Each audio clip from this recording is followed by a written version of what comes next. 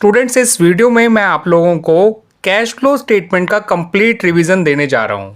तो मैं पहले बात करूंगा सबसे पहले इसके फॉर्मेट की कि कैश फ्लो स्टेटमेंट में जो है कैसे कैसे कौन कौन सी एक्टिविटीज़ रिकॉर्ड की जाती हैं। तो सबसे पहले बात करेंगे about cash flow from operating activities की। तो ये जो आपका cash flow from operating activities है, इसकी शुरुआत होती है students net profit before tax and extraordinary item से। इसे कैसे कैलकुलेट किया जाता है वो मैं आपको बहुत जल्दी बताऊंगा, ठीक है स्टूडेंट्स। तो इसकी शुरुआत होती है net profit before tax and extraordinary item से। फिर आपको एडजस्टमेंट्स करनी होती है, adjustments for non cash and non operating items की। उसमें कुछ चीज़ें आपको प्लस करनी है इसमें और कुछ चीज़ें माइनस करनी है इसमें से। जो प्लस करना है उनको मैंने एक नाम दे रखा है दलीप का। आपको ये नाम जो है दलीप बहुत आसानी से याद हो जाएगा। अब इनका दलीप के ये जो आइटम्स हैं, ये जो चीज़ें आती हैं वो कौन कौन सी हैं उनको समझ लीजिए। दलीप का डी होता है डेप्रिसिएशन के लिए, जो आप टेंजिबल एसेट्स पे चार्ज करते हैं। ए होता है अमोर्टाइजेशन के लिए, जो इंटेंजिबल एसेट पे लगता है, जैसे गुडविल या पेटेंट्स अमोर्टाइज होते हैं जो। एल है लॉस ऑन सेल के लिए, loss on sale of an asset के लिए। आई है इंटरेस्ट ऑन बोरोइंग्स के लिए, जो आप डिबेंचर्स या लोन्स पे करते हैं, ठीक है।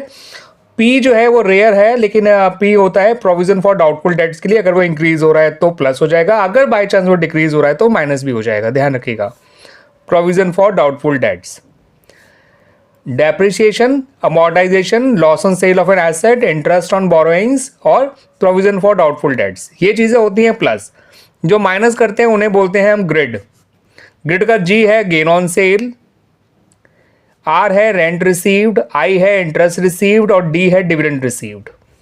तो gain on sale of an asset, rent receive, interest receive और डिविडेंड रिसीव, इन्हें माइनस किया जाता है। दलीप वाली चीज़ें प्लस और ग्रिड वाली चीज़ें माइनस कर दी जाती हैं। जो आपका निकल कर आता है रिजल्ट, उसे कहते हैं operating profit before working capital changes. Operating profit before working capital changes. फिर आपको करंट एसेट और करंट लायबिलिटीज का ट्रीटमेंट करना है। आपको करंट एसेट में उल्टा चलना है और करंट लायबिलिटीज में सीधा चलना है। इसे मैं यूएस अप्रोच ही बोलता हूं स्टूडेंट्स। अब करंट एसेट में उल्टा चलने का मतलब कम होगा तो प्लस, बढ़ेगा तो माइनस, और करंट लायबिलिटी में सीधा चलने का मतलब बढ़ेगा तो प्लस, कम होगा तो माइनस, ठीक है स्टूडेंट्स। इससे आपका निकल कर आएगा कैश जनरेटेड फ्रॉम ऑपरेशंस। और फिर आपको टैक्स पेड माइनस करना होता है। ये टैक्स पेड आपका प्रीवियस ईयर का होता है। अगर आपने अकाउंट नहीं बनाया और अकाउंट बनाया है तो आप बाकायदा टैक्स पेड निकालेंगे, उसको माइनस करेंगे। लेकिन अकाउंट नहीं बनाया तो आपको प्रीवियस ईयर का जो बैलेंस दे रखा है प्रोविजन फॉर टैक्स का, उसी को माइनस कर देना है। उसके अलावा कुछ और चीज़ें माइनस प्लस की जाती हैं, जैसे कि टैक्स रिफंड है तो उसे माइनस करा जाता है। कोई एक्स्ट्राऑर्डिनरी लॉस पहले था तो उसे आप माइनस कर देंगे। सॉरी, टैक्स रिफंड आपको प्लस करना है, ध्यान रखिएगा। एक्स्ट्राऑर्डिनरी लॉस माइनस करना है और कोई एक्स्ट्राऑर्डिनरी इनकम होगी तो उसे आपको प्लस करना है। लेकिन तीनों बहुत ही रेयर आइटम्स होते हैं। टैक्स रिफंड और एक्स्ट्राऑर्डिनरी इनकम आपको प्लस करनी है और एक्स्ट्राऑर्डिनरी लॉस आपको माइनस करना है। एक्स्ट्राऑर्डिनरी इनकम या रिसिट्स में आप कह सकते हैं कंपनसेशन रिसीव फ्रॉम गवर्नमेंट या insurance claim receive from the insurance company. Extraordinary loss में loss by fire, loss by theft और loss due to natural calamities, ये सब आते हैं। आपका फाइनल आंसर अगर पॉजिटिव होगा तो वो कहलाएगा cash flow from operating activities. अगर नेगेटिव आंसर होगा तो वो कहलाएगा cash used in operating activities, ठीक है स्टूडेंट्स।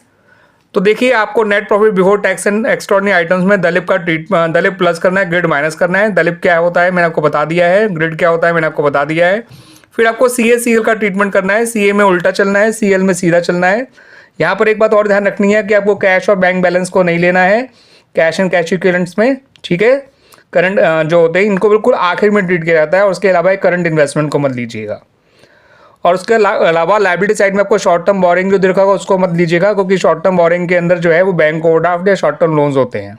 शॉर्ट टर्म प्रोविजन नहीं मत लीजिएगा, बिकॉज शॉर्ट टर्म प्रोविजन में प्रोविजन ऑफ टैक्स होता है, जिसका ट्रीटमेंट CA/CL में नहीं करा जाता, कहीं और करा जाता है, ठीक है। क्लियर होगी बात।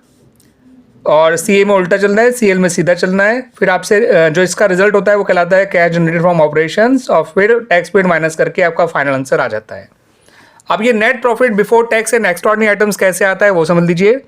आपको शुरुआत करनी होती है profit as per balancing statement of P&L, जिसे हम सरप्लस भी कहते हैं।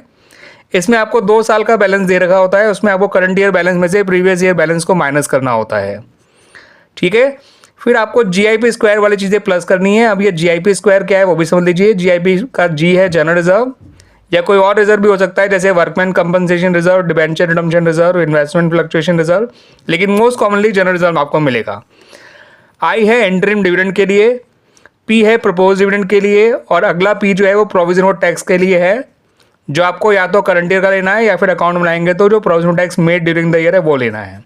कब अकाउंट बनेगा कब नहीं बनेगा मैं आपको बहुत जल्दी बताऊंगा स्टूडेंट्स आपको इसी वीडियो के अंदर।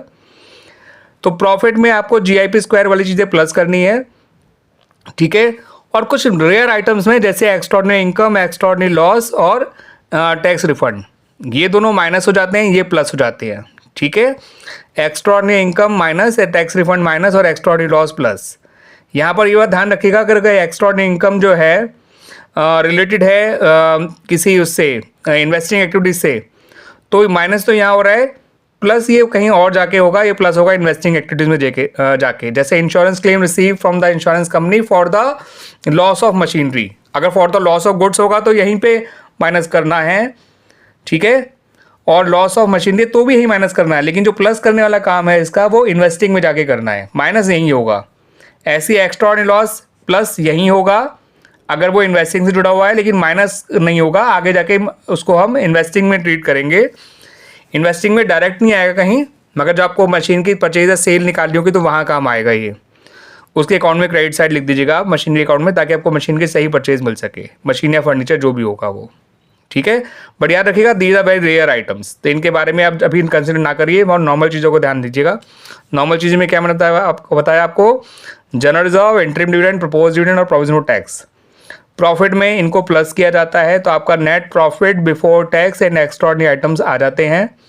ये रेयर आइटम्स हैं, ध्यान रखिएगा, एक्स्ट्राऑर्डिनरी इनकम, एक्स्ट्राऑर्डिनरी लॉस और टैक्स रिफंड। टैक्स रिफंड अभी माइनस हो रहा है, ये अभी माइनस हो रहा है, ये भी प्लस हो रहा है। ऑपरेटिंग के बिल्कुल एंड में, towards the end of the operating, ये जो है वो वापस प्लस हो जाते हैं, टैक्स रिफंड प्लस हो जाता है, एक्स्ट्राऑर्डिनरी इनकम प्लस हो जाता है और एक्स्ट्राऑर्डिनरी लॉस माइनस हो जाता है, ठीक है। ये तो हो गया आपका cash flow from operating activities. Now come to cash flow from investing activities. Students, cash flow from investing activities जो है उसका फॉर्मेट बहुत ही आसान होता है। इनकी जो चीज़ें आती हैं उनको मैंने स्प्रिड का नाम दे रखा है, स्प्रिड, ठीक है स्टूडेंट, SPRID।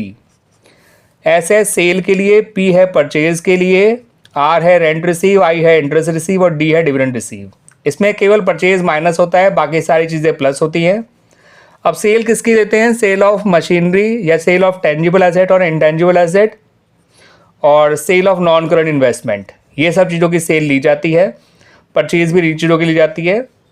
याद रखिएगा, अगर कोई इंटेंजिबल एसेट कम हो रही है और कोई फर्दर इन्फॉर्मेशन नहीं है तो उसे आप सेल नहीं मानेंगे, अमोर्टाइज मानेंगे, लेकिन अगर बढ़ रही है तो उसे परचेज मानेंगे, ठीक है। और ज़्यादातर जो टेंजिबल एसेट होता है इसका हमें अकाउंट बना के इसकी परचेज निकालनी होती है या सेल निकालनी होती है। वो कैसे बनेगा मैं आपको बहुत जल्दी बताऊंगा स्टूडेंट्स आपको, ठीक है। सेल परचेज जो है वो ऐसे निकाले जाते हैं अकाउंट बना के। और उसके अलावा रेंट रिसीव, इंटरेस्ट रिसीव और डिविडेंड रिसीव, ये वही आइटम्स हैं जो आपने ऑपरेटिंग एक्टिविटीज़ में लिए थे, ठीक है। ऑपरेटिंग में ग्रिड जो लिया था ये उसी का ग्रिड है ये, तब आपने यहाँ माइनस किए थे वहाँ पर ऑपरेटिंग में, लेकिन यहाँ पर आपको इसे प्लस करना है, रेंट रिसीव को, इंटरेस्ट रिसीव को और डिविडेंड रिसीव को। फाइनल आंसर पॉजिटिव आया तो cash flow from investing activities, negative आया तो cash used in investing activities. अब आ जाते हैं स्टूडेंट्स तीसरी एक्टिविटी पे, जो है आपकी cash flow from financing activities. इसके अंदर जो चीज़ें आती हैं उनका ही मैंने नाम दे रखा है सोल्ड, SIP और IP। सोल्ड, SIP और IP। सोल्ड का S है शेयर्स के लिए, O है ओवरड्राफ्ट के लिए, L है लोन के लिए और D है डिवेंचर के लिए। अगर ये बढ़ रहे होंगे तो प्लस हो जाएगा, कम हो रहे हैं तो माइनस हो जाएगा, ये सबके लिए है। शेयर्स, ओवरड्राफ्ट, लोन, डिवेंचर बढ़ रहे हैं तो प्लस, कम हो रहे हैं तो माइनस। SIP का S है सिक्योरिटी प्रीमियम, ये प्लस होता है। I है इंटरिम डिविडेंड, P है प्रपोज डिविडेंड, ये दोनों माइनस होते हैं। IP का I है इंटरेस्ट जो आपने पे किया होगा ऑन बोरोइंग्स या लोन्स और डिबेंचर्स, और P है प्रीमियम ऑन रिडम्पशन। तो सोल्ड, SIP, IP, इससे आपको आसानी से याद रहेगा। सोल्ड का S है शेयर्स, O है ओवरड्राफ्ट, L है लोन और D है डिबेंचर्स, बढ़ रहे हैं तो प्लस, कम हो रहे हैं तो माइनस। SIP का S है सिक्योरिटीज प्रीमियम, जो प्लस ही होगा, अगर कम हो रहा है तो इग्नोर करिएगा, उसे माइनस मत करिएगा। I से इंटरिम डिविडेंड है, P से प्रपोज डिविडेंड है, ये दोनों आपके माइनस हो जाएंगे, ध्यान रखिएगा। ये पहले प्लस हुए थे ऑपरेटिंग में, ये वही हैं, ठीक है। जो आपने net profit before tax and extraordinary items निकालते समय प्रॉफिट में प्लस किए थे वही आपके यहाँ पे माइनस हो जाते हैं। प्रपोज डिविडेंड के बारे में एक बात ध्यान रखिएगा कि प्रीवियस ईयर का लिया जाता है। इंटरिम डिविडेंड जो है वो करंट ईयर का लिया जाता है, ऑपरेटिंग में भी और फाइनेंसिंग में भी। Clear students? रिजल्ट पॉजिटिव आए तो cash flow from financing activities, negative आए तो cash used in financing activities. फिर आपको निकालना होता है नेट इंक्रीज और decrease in cash and cash equivalents. इसके लिए जो भी ऑपरेटिंग का आंसर है, जो भी इन्वेस्टिंग का आंसर है और जो फाइनेंसिंग का आंसर है, तीनों को प्लस कर दीजिएगा। इनमें से किसी का रिजल्ट माइनस होगा तो नेगेटिव होगा तो माइनस हो जाएगा, लेकिन आपको फॉर्मूले के अंदर ये प्लस ही करना होता है तीनों एक्टिविटीज़ को। ठीक है, जो माइनस होगा, जो नेगेटिव होगा वो माइनस हो जाएगा। और जो भी नेट इंक्रीज या decrease in cash and cash equivalent निकल कर आएगा, पॉजिटिव होगा तो इंक्रीज होगा, नेगेटिव होगा तो डिक्रीज होगा। फिर उसके अंदर आपको opening cash and cash equivalents plus करना होता है। इसके अंदर कैश एंड कैश इक्विवेलेंट के साथ साथ करंट इन्वेस्टमेंट को भी लेना होता है, ध्यान रखिएगा। और रिजल्ट आपका निकल कर आता है closing cash and cash equivalents. ठीक है स्टूडेंट्स, इसके अंदर भी कैश एंड कैश इक्विवेलेंट्स और करंट इन्वेस्टमेंट दोनों को लिया जाता है। तो ये तो हो गया आपका तीनों का फॉर्मेट जो है ऑपरेटिंग का, इन्वेस्टिंग का, फाइनेंसिंग का, इनमें क्या क्या चीज़ें आया करती हैं।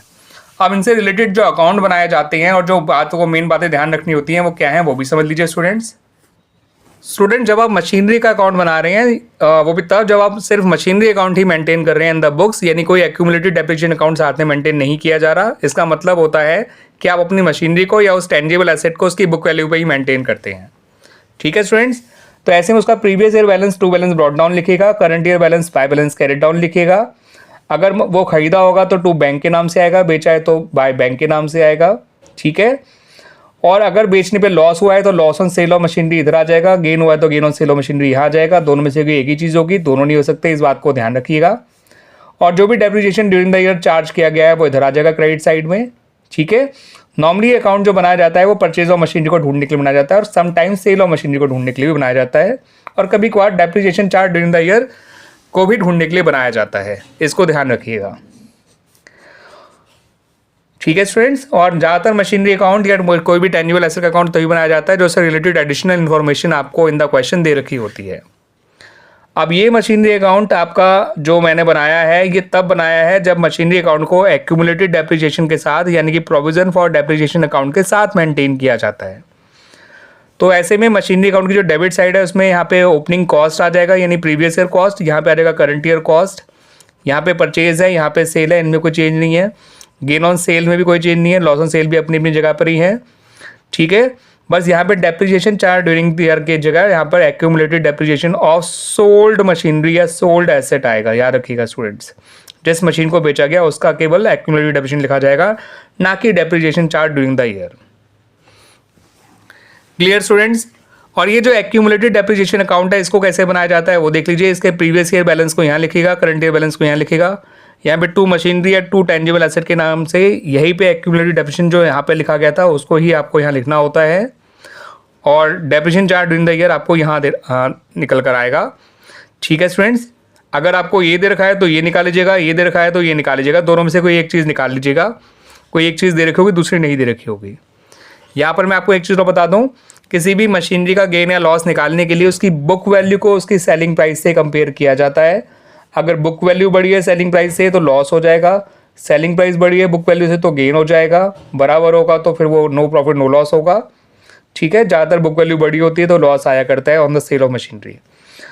और हाँ, अगर किसी एसेट की आपको कॉस्ट दे रखी है और उसका एक्यूमुलेटेड डेप्रिसिएशन आपको दे रखा है तो आप पहले उसकी बुक वैल्यू निकाल लीजिएगा, कॉस्ट में से एक्यूमुलेटेड डेप्रिसिएशन को माइनस करके, उससे उसकी बुक वैल्यू निकल के आ जाएगी। फिर एसेट की बुक वैल्यू जो है उसको कंपेयर करिएगा सेलिंग प्राइस से, ना कि कॉस्ट को, कभी गलती मत करिएगा।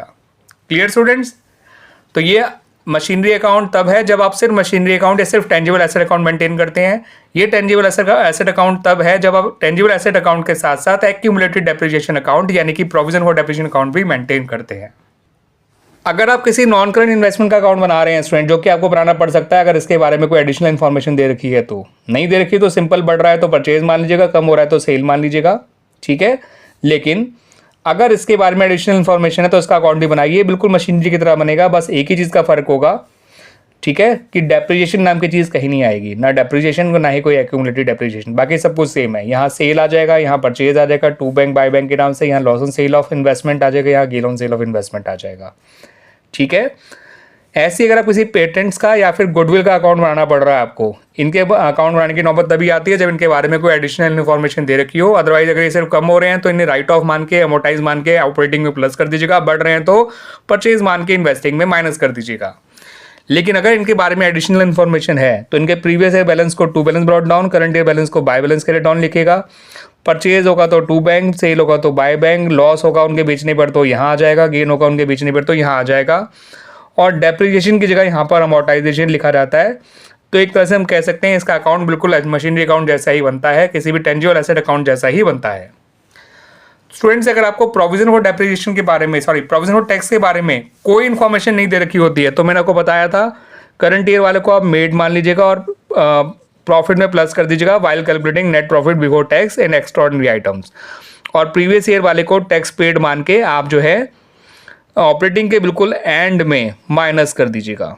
लेकिन अगर आपको टैक्स के बारे में एडिशनल इन्फॉर्मेशन दे रखी है तो प्रोविजन ऑफ टैक्स अकाउंट बनाइएगा, प्रीवियस ईयर बैलेंस यहाँ लिखिएगा, करंट ईयर बैलेंस यहाँ लिखिएगा, टैक्स पेड दे रखा है तो उसे यहाँ पे टू बैंक के नाम से लिखिएगा, और प्रोविजन टैक्स मेड दे रखा है तो इसको आप यहाँ पे लिखिएगा बाय स्टेटमेंट ऑफ पीएनएल के नाम से।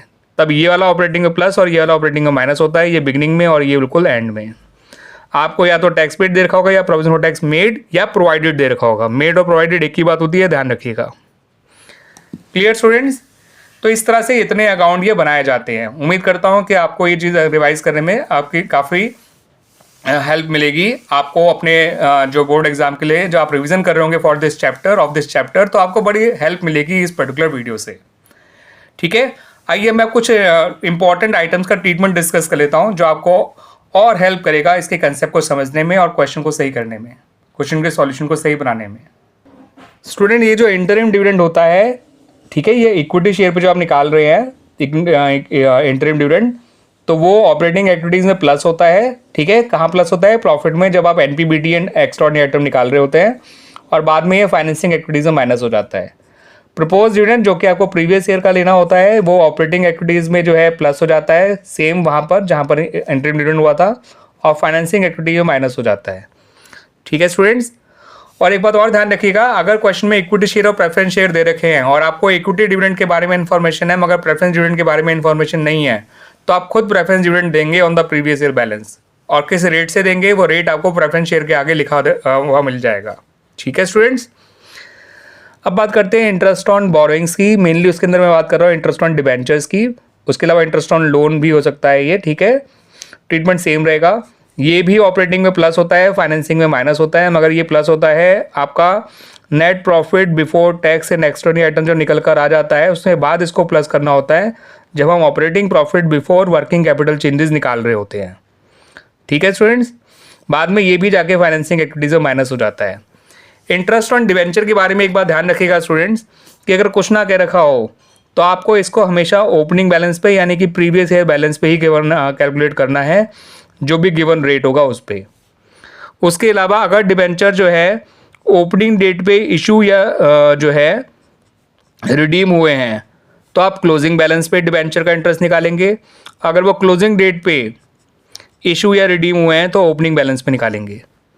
ओपनिंग डेट में इशू या रिडीम हुए हैं तो क्लोजिंग बैलेंस पे निकालेंगे। क्लोजिंग डेट पे इशू या रिडीम हुए हैं तो ओपनिंग बैलेंस पे निकालेंगे। ठीक है स्टूडेंट्स, इस बात को ध्यान रखिएगा। और बिल्कुल मिडिल में हुए हैं, सपोज फॉर एग्जांपल 1 अक्टूबर पे, 1 अक्टूबर 23 को, तो 6 महीने का ओपनिंग बैलेंस पे, 6 महीने का क्लोजिंग बैलेंस पे। 1 जुलाई को हुए होते तो 3 महीने का ओपनिंग बैलेंस पे, 9 महीने का क्लोजिंग बैलेंस पे। 1 जनवरी को हुए होते तो 9 महीने का ओपनिंग पे और 3 महीने का क्लोजिंग बैलेंस पे। मेरे ख्याल से मेरी बात आप लोगों को समझ में आ गई होगी स्टूडेंट्स। उसी तरह से स्टूडेंट्स, अगर आपको इंटरेस्ट रिसीव और इन्वेस्टमेंट का ट्रीटमेंट करना है या कैलकुलेशन करना है तो बिल्कुल वैसा ही कैलकुलेशन करेंगे जैसे इंटरेस्ट ऑन डिवेंचर का था, उसी लॉजिक को फॉलो करते हुए कि अगर कुछ नहीं दे रखा तो आपको हमेशा ओपनिंग बैलेंस पे इंटरेस्ट ऑन इन्वेस्टमेंट निकालना है। बाकी रही इसके ट्रीटमेंट की बात, तो ये ऑपरेटिंग एक्टिविटीज में माइनस होता है net profit before tax and extraordinary item से, और ठीक है operating profit before working capital changes निकालते समय, और बाद में इन्वेस्टिंग एक्टिविटीज़ में प्लस हो जाता है। Same for dividend receive and rent receive, ये सब इन्वेस्टिंग में प्लस होते हैं और ऑपरेटिंग में माइनस किए जाते हैं। इनके बारे में ध्यान रखिएगा स्टूडेंट्स। Clear students? इतनी बातें क्लियर हो गई आपको? उम्मीद करता हूँ कि आपको मेरा ये जो एक्सप्लेनेशन है, ये वीडियो जो है आपको काफ़ी हेल्प करेगा आपको जो है अपने कैश फ्लो स्टेटमेंट के प्रिपरेशन करने में।